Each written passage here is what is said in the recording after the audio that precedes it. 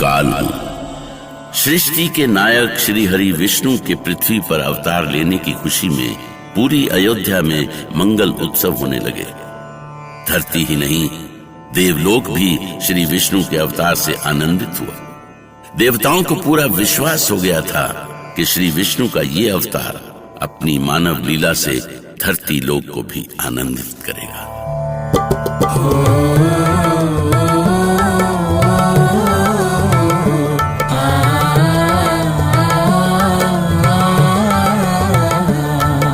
झूमे नाचे सकल अयोध्या, राजमहल में बजे बधैया।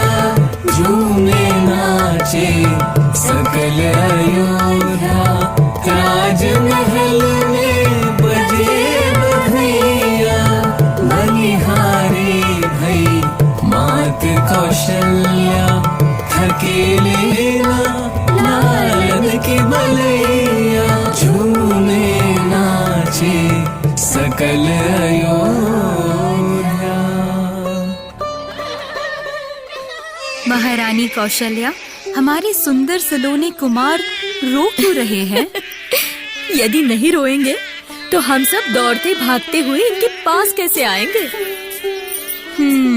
बड़े चतुर है कुमार। देखो, माता पास आई और कुमार चुप भी हो गए। तो चलो सब मिलकर इनके स्नान, काजल, टीका और दूध की व्यवस्था करो। जो आ गया महारानी। कैसा अनोखा दृश्य है। बाहर नगर की स्त्रियां सज धज के अयोध्या के राजमहल की ओर चल पड़ी हैं। उनके हाथों में भी सोने के कलश और आरती के थाल हैं। उत्साह से भरी स्त्रियां महल द्वार तक पहुंच रही हैं। क्षमा करें महाराज, महल के मुख्य द्वार पर पूरी अयोध्या उमड़ पड़ी है। सभी कुमारों के दर्शन कर उन्हें आशीष देना चाहते हैं। इतने समय बाद प्रजा की मनोकामना पूरी हुई है। उनके लिए राजमहल का द्वार खोल दिया जाए, उनकी हर इच्छा पूरी की जाए।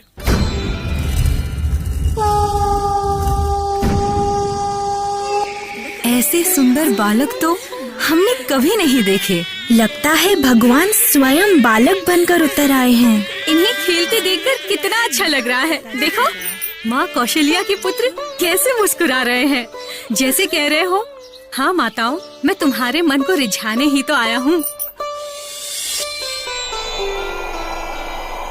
नारायण नारायण, आज तो मेरा जीवन धन्य हो गया माता पार्वती। लगता है धरती लोक की अद्भुत शोभा देखकर आ रहे हैं देवर्षि नारद। सत्य कहा माते, श्री हरि का बाल रूप इतना मोहक है कि लगा कि मैं सदा के लिए धरती पर ही बस जाऊं।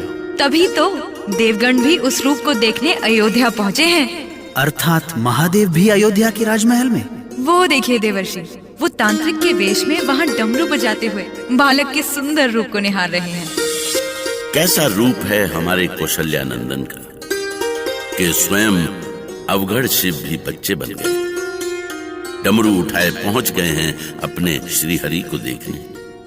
जाने कैसा होगा महादेव और श्री हरि का मिलन। रामायण। आगे जानने के लिए सुनते रहिए फीवर प्रस्तुति रामायण।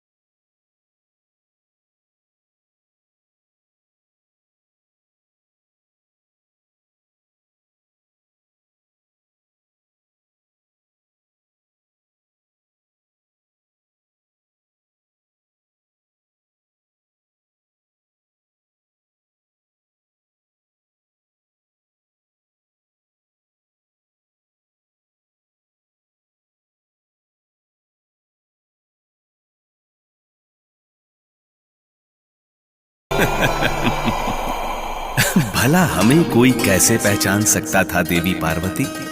हम तो सिद्ध तांत्रिक के रूप में थे। सच, चारों बालकों को देखकर कितनी प्रसन्नता हुई। ये सौभाग्य मुझे कब प्राप्त होगा स्वामी? कब मैं उन कुमारों को देखूंगी? आपके लिए क्या असंभव है देवी पार्वती? आप जब भी इच्छा करें, दशरथ कुमार आपके सम्मुख होंगे। मेरा आशीर्वाद सदा उन बालकों के साथ है। ये आशीर्वाद का बहुत ही शुभ समय है देवी, क्योंकि दशरथ कुमारों का नामकरण संस्कार होने वाला है।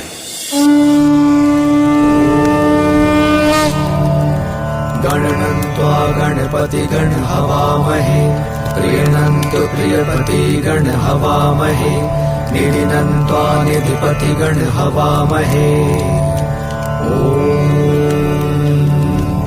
गणनन्त्वा गणपति गण हवामहे, प्रियनन्तु प्रियपति गण हवामहे, निधिनन्त्वा निधिपति गण हवामहे। गुरुदेव, कुमारों का नामकरण संस्कार आरंभ करें। माता केकई का ये सुंदर पुत्र प्रजा का पालक होगा, ये लोक का भरण पोषण करेगा, इसीलिए इसका नाम होगा भरत।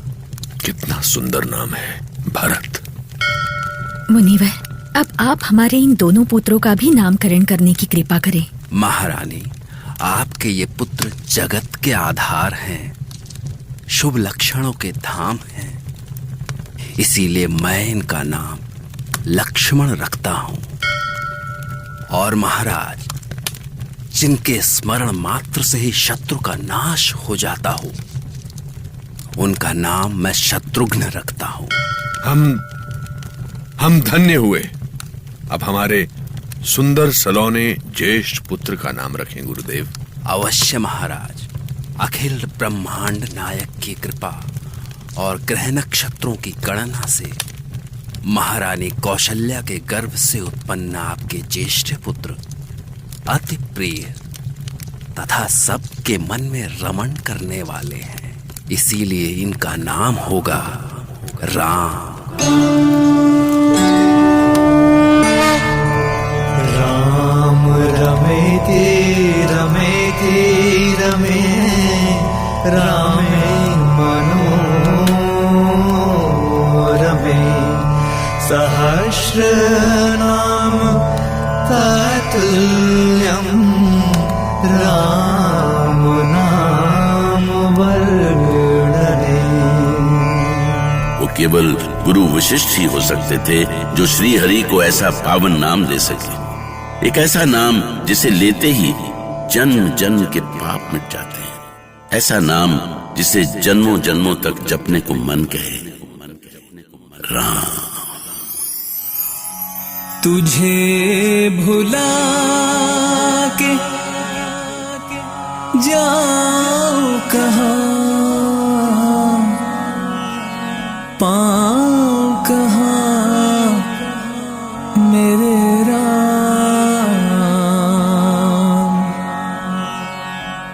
मन में बसा तू, तन में बसा तू,